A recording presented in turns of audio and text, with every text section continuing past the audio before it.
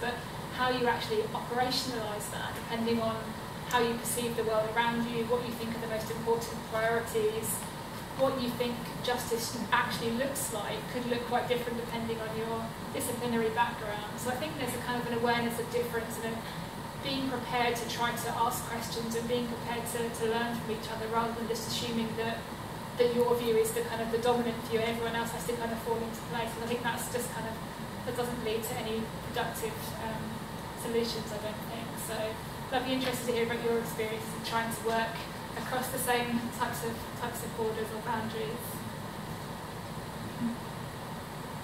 Sara, thank you for an interesting presentation. So I'm personally working on climate change adaptation at coastal city level. Yeah. So just back to your theory study on the conceptualizing climate justice. I'm just wondering what added element of justice in climate change adaptation could be make its definition more comprehensive, or kind of the concepts is including the mitigation, also adaptation. And in terms of the future research directions, what do you think and other experts of the climate change adaptation or the justice in the climate change justice in the climate change adaptation could be explored in future researches? So I think many of the principles that I talked about in relation to climate justice could actually be applied to adaptation. So I've particularly focused on mitigation in this context, but I think questions around responsibilities and rights could equally be applied to adaptation. And I think that's really important when thinking about the impacts of climate change. So the right not to be affected by dangerous climate change is one of the really key critical issues here. So who's going to be affected by flooding or by heat waves or food supply, all of those at a very broad scale. I think those principles of rights could actually be applied there. And I think responsibilities, again, also would apply in terms of who should actually be paying for, whether it's flood defences or whether it's thinking about future food supplies, thinking about how we deal with heat waves. Who should actually be responsible for trying to make that happen? So I think those questions around rights and responsibilities are not exclusively in the mitigation field, although they have, I think, to date been talked about in relation to mitigation a lot more, particularly at the international level. But I think we could actually apply them in relation to adaptation now as well. And I think that with the COP21 summit, part of that was around the climate financing and who is actually going to contribute to this fund. And that's very much around climate adaptation particularly. So I think these questions could actually apply. So I don't want to be too close to the camera because my voice will be very loud. So my question, I guess, just hopping off of that thought about the international level, the scale of that, as well as the local scale of that. I see the you can do, you can talk about climate justice in the international spotlight. With that, you can talk about that, but you can't pursue that without talking also within those, say, developed countries. You also need to pursue the climate justice within those developed countries in terms of who's being affected, who's also being disproportionately affected versus those who are least affected by it. So I think in that sense, it helps to put it in perspective, say, for the low-carbon communities, like, say, for the UK, in London, like, who's in those populations, who's being affected, who by, energy injustice in that sense, and who isn't. Like, I think that I can kind of see those kind of go hand in hand. And I think in terms of Hong Kong, I think this is just coming off just some brainstorming as I listened to your presentation, your very intriguing presentation, is that I think a lot of it has to is to do with as you said, like the knowing who is the people, the recognizing who are the people who are being most affected, as well as I think the players who are kind of the mapping of who is kind of recognizing those issues, as well as those who are taking kind of a step back. I think that's also knowing that in the kind of the sense of pursuing this is also very important. Yeah. There's a number of, I think they're both really important points. There's a number of different theoretical perspectives that I'm starting to explore around responsibility. So part of that is around whether we think through the kind of this idea of the polluter pays principles, or should we actually just base responsibility on who has emitted the most so far and just take that as our starting point?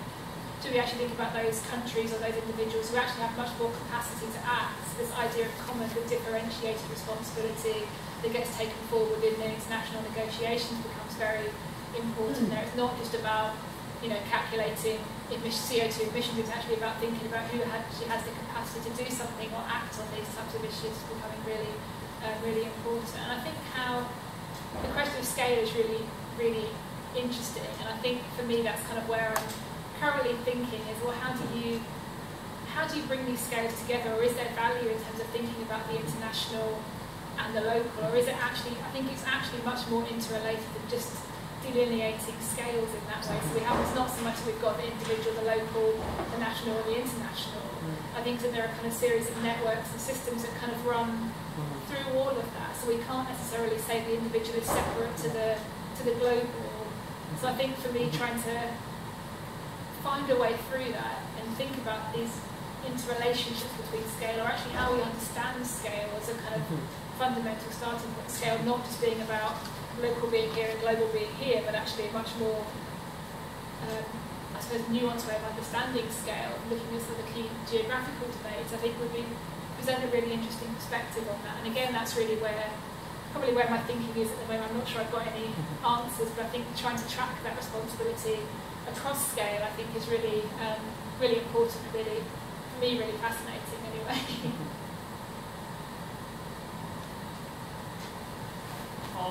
Yeah, thank you. My question is more related to just in my class. When you do work with the developing country, I think if you talk about climate justice, this question will come up.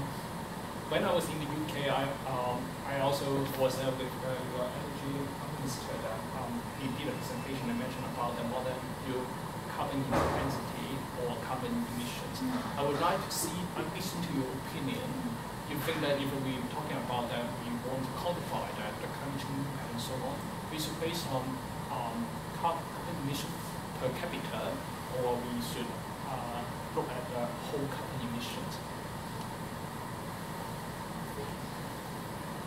I'm not sure I've got a clear answer. I think there are merits in looking at both approaches. I think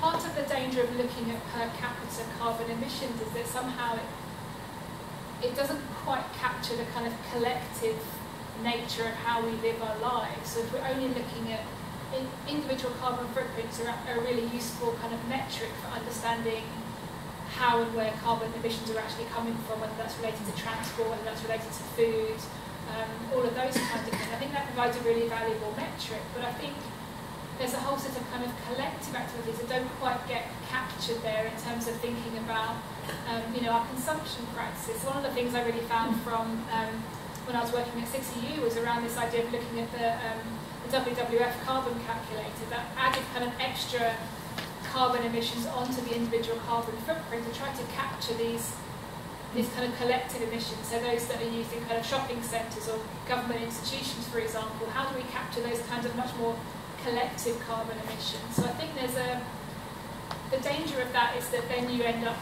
placing extra responsibility on individual people, which are kind of capturing that as part of their lifestyle. If you don't capture that kind of thing, then actually you're kind of leaving out a whole sector of the kind of the way that we actually use energy. So I'm not sure I've got. Yeah, you answered this question very good, because when you say that, we're talking about carbon justice, the emerging country is suffering. Just like you say that London do very well, but it's 5 times more carbon emissions per capita than the average Chinese people. So that if you're talking about climate justice, so that seems to be London still have not much more to do. Yeah, exactly. And I think that I think is really important on the international scale in terms of how do we actually look at cities like London, and I mean Hong Kong as well. Hong Kong has probably one of the highest per capita carbon footprints in the world, mainly because so much of what you produce here is imported in that sense. But then when you compare that to what's happening in other cities, or if you can compare cities or compare countries, the development trajectories look very different, and there are very different stages of their development. And I think that comes back into the kind of questions around the rights to develop and how far can cities or countries go into the future, what right do we have as a kind of city or a country, whether it's the UK or Australia, to actually place limits on development? What rights do we actually have to do that? But then we think about a kind of a common future for everyone. Is there a moral argument for making those decisions? And I think that's where questions around justice become really fundamental, because it can be played out in so many different types of ways, and depending on your particular perspective as well. And I think that's where questions around rights and responsibilities really become at the heart of all of these types of discussions, and that's where some of the things about the COP summits get kind of really really complicated discussions about how we understand rights and responsibilities from these different competing perspectives. But I think you're right that looking at the starting point and really trying to use that as a basis is really important as well, so not just ignoring everything that's gone on before. So how the research can get the consensus of that to make the world more fair?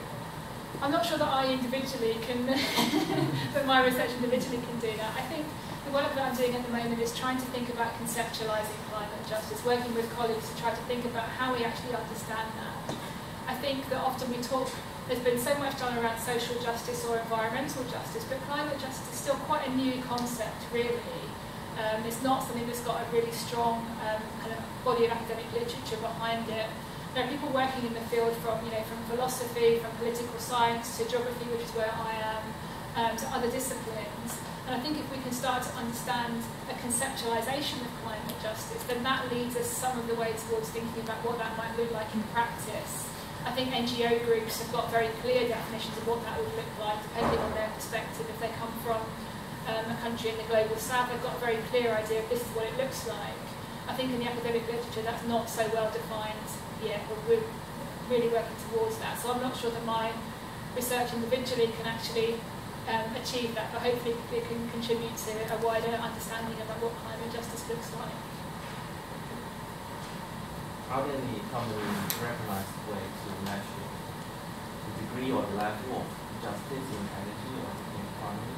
For example, if we want to compare the level of justice in, for example, in London against in Sydney, is there a simple way to say that, which one is doing better? I think that often it comes back to income again. That's really often a default characteristic. So that's part of the reason why the fuel poverty definition has lasted for so long, I think, in the UK, because measuring 10% of your income level is actually, it's manageable or it's workable. Trying to understand energy vulnerability is much more difficult to be able to compare and contrast across. So often we end up with these quantitative measures as a way of trying to do that. And it's not to say that they're flawed, they're completely flawed. So I think we could draw interesting comparisons across populations that are living in energy poverty in London or in the UK, with Hong Kong, with Australia, for example. And that would tell us something really interesting, but it perhaps wouldn't tell us the whole story. So I think that's really, it's not to say that we have to disregard those quantitative measures completely, that's not what I'm trying to suggest, but more that there is other stories going on alongside those quantitative measures that I think are interesting in this context.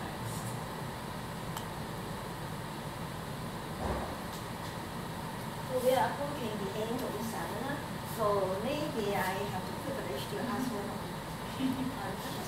So I think low carbon community approach is a very important concept. And then what is the relevance of Hong Kong to Hong Kong? So I think in Hong Kong, perhaps people in this room, Mr. Dean is the most knowledgeable person. I just wonder, can we make some connection on that? So maybe can we invite you to share with us some of the observations on these sort of developments in Hong Kong? I'm aware that the RD actually has led some pilot project to the demand response and have been doing some good work on promoting solar capabilities. So with that, I'm not sure whether it's good to invite you to share some of your observations of the relevance to Hong Kong. You mean now or now a quick sure.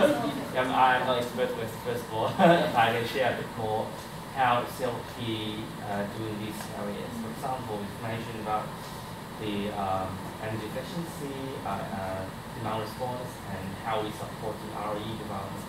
First of all, for the demand response program, yes, we have demand response program.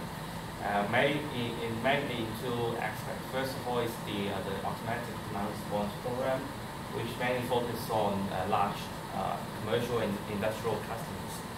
So when they have large plants and they sign an agreement with us, then we can offer them some sort of incentive or rebate in their build.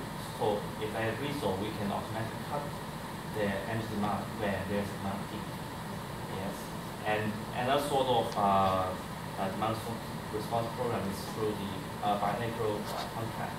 So we have to sign contract with the customers, and of course it is more like a voluntary. So when we foresee a peak in the coming hours, we will try to assess them, ask them whether they want to join programs. If they opt in, then they can switch off their equipment. If they're not, they just ignore it, and then they just keep using So it. these are commercial or industrial? Yes, mainly commercial, a lot down to the residential yet, because we still haven't deployed in the Mcquarie of the smart meters. So once smart meters is largely deployed, we can enable such system. But we have some, we actually have a pilot projects for the residential customers. So we have around 3,000 customers who have installed these smart meters, and we have done a pilot scheme for the demand response, and the response and the reactions was quite positive, and they are kind of welcome for such scheme. And so we actually negotiating with the government on the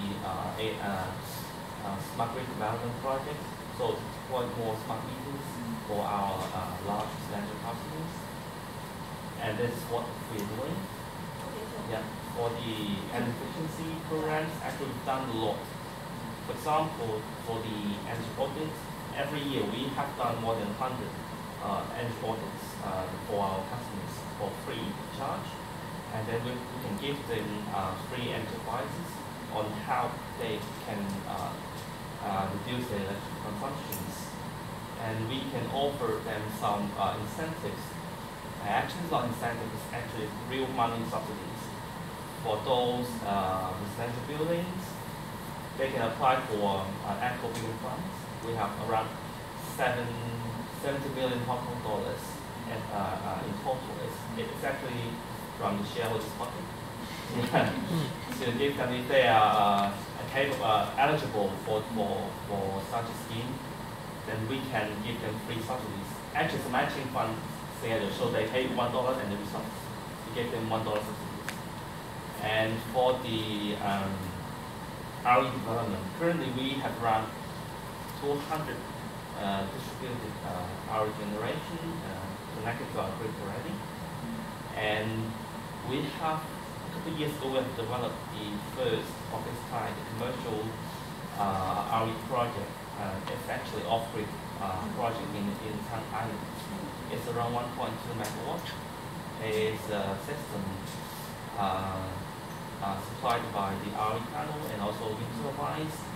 It's actually I think rehabilitation center in Tang Island. It's an island in the cyclone area. So this is the first commercial project that we have developed in Hong Kong, and hopefully in coming future we'll do more RE projects. So how can we make sense out of it? So now there have been a number of good developments in Hong Kong, and then I think in contrast what happened in Brisbane, this is that there was a very strong sense of co-ownership, people. And now I think Hong Kong, to what extent that we are pushing that, so we are involving every ordinary people in communities to get on board to work on the low carbon communities. So far, what is your sense of where are we and are we going on a good direction? What support that utility need from the government? That sort of thing. Yes, I would say for developing a low carbon community, I cannot say that Hong Kong is at the forefront. Yeah, when comparing to other parts of the world, especially we actually don't have much energy autonomy, I would say, because we have to rely heavily on energy import. We don't have our much more resources as our country in terms of the renewable energy. We don't have much wind, we don't have hydro, we don't have luxury areas for the solar panels. So I'll say that we still relies heavily on carbon emission in Hong Kong to generate our electricity. So I would say that what we have done, I mean, in the utilities perspective is that we try to decarbonize through multi-aspect. For example, to reduce our emissions level. So when compared to the emission level in back to 1990s, we talk about we reduce about 50% of carbon emissions from now over to the past 2 decades, and we have reduced over 80 to 90% of air emissions. We talk about the sulfur dioxide, NOx, and the RSP for more than 80 to 90%, although our electricity consumption actually has increased for around 80% at the same time. So what we are trying to do is that to make our fuel more clean, to encourage more energy efficiency in Hong Kong, and to make our operation, our plants, our T&D network more energy efficient, and then create more participation in those ADR, PDR, demand response schemes. So this is the direction we are heading for. And in terms of group, CLP group, actually we have target to decarbonize our generation asset by over 30% by 2020. So I hope this information helps. Yeah, it's a very good start for us to know about Hong Kong. Yes, yes. Yeah. Okay, so with this, I'm very happy to close this seminar, and thanks, Sara, once again, most sincerely for giving us this very inspiring talk. And we kickstart a very good discussion.